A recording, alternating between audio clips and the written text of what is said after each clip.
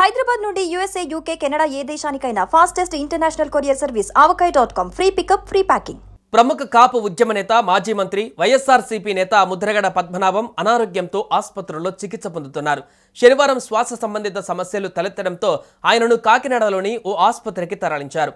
అనంతరం మెరుగైన వైద్యం కోసం రాత్రి 10:30 ఆయనను మెడికవర్ ఆసుపత్రికి తీసుకువెళ్లారు.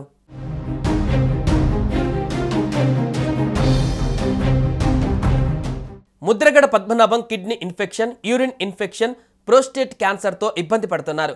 ఆయనకు వైద్యులు డయాలసిస్ చేస్తున్నారు. షుగర్ లెవెల్స్ 35కు పడిపోయాయని చెప్పారు. అయితే ముద్రగడ ప్రస్తుతానికి స్పృహలో లేరని తెలిపారు. శనివారం ముద్రగడని కాకినాడలో 2 ప్రైవేట్ హాస్పిటల్స్కి కుటుంబ సభ్యులు తీసుకువెళ్లారు. 2 హాస్పిటల్స్లోనూ డాక్టర్లు మెరుగైన చికిత్స కోసం హైదరాబాద్ యశోదకి తీసుకువెళ్లాలని సూచనలు చేసినట్టుగా సమాచారం. మొదట ఒప్పుకున్న కుమారుడు గిరి ఆ తర్వాత కాకినాడలోనే మరొక ప్రైవేట్ హాస్పిటల్లోకి తరలించారు.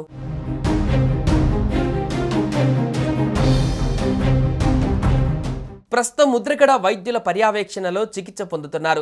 ఆయన ఆరోగ్యం ప్రస్తుతం నిలకడగా ఉందని డాక్టర్లు స్పష్టం చేశారు.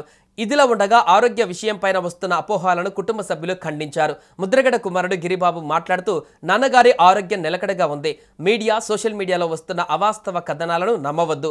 అభిమానులు ఆందోళన చెందవలసిన అవసరం లేదు అని స్పష్టం చేశారు. వైద్యుల ప్రకారం ఆయన ఆరోగ్యం ప్రస్తుతం విషమంగా ఉన్నప్పటికీ చికిత్సకు స్పందన కనిపిస్తుందని చెప్పారు. కుటుంబ సభ్యులు, సన్నిహితులు హాస్పిటల్ వద్ద ఆందోళనతో వేచి చూస్తున్నారు.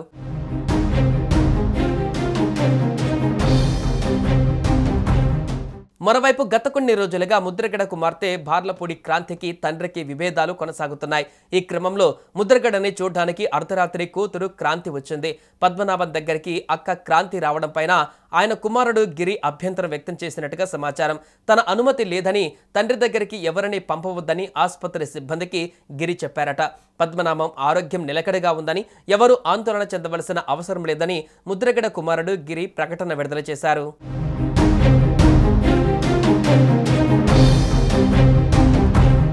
ఇదిలా ఉంటే మొన్నటి ఎన్నికలలో వైఎస్ఆర్ కాంగ్రెస్ పార్టీకి మద్దతుగా నిలిచారు ముద్రగడ పద్మనాభం. పిఠాపురంలో పవన్ కళ్యాణ్ను ఓడించేందుకు శతవిధాలా ప్రయత్నించారు. పిఠాపురంలో పవన్ కళ్యాణ్ ఓడిపోకపోతే తన పేరును పద్మనాభరెడ్డిగా మార్చుకుంటానని సవాల్ చేశారు. ఎన్నికల ఫలితాల తర్వాత పవన్ గెలవడంతో విపరీతంగా ట్రోల్స్కు గురయ్యారు ముద్రగడ. దీంతో రాష్ట్ర ప్రభుత్వానికి నేరుగా దరఖాస్తు చేసుకుని తన పేరును ముద్రగడ పద్మనాభరెడ్డిగా మార్చుకుంటానని చెప్పారు.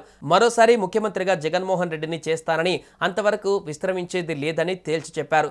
అందుకే జగన్మోహన్ రెడ్డి సైతం తన పొలిటికల్ అడ్వైజరీ కమిటీలో ముద్రగడకు స్థానం కల్పించారు. ముద్రగడ కుమారుడికి ప్రతిపాడు నియోజకవర్గ ఇన్ఛార్జి బాధ్యతలు కట్టబెట్టారు.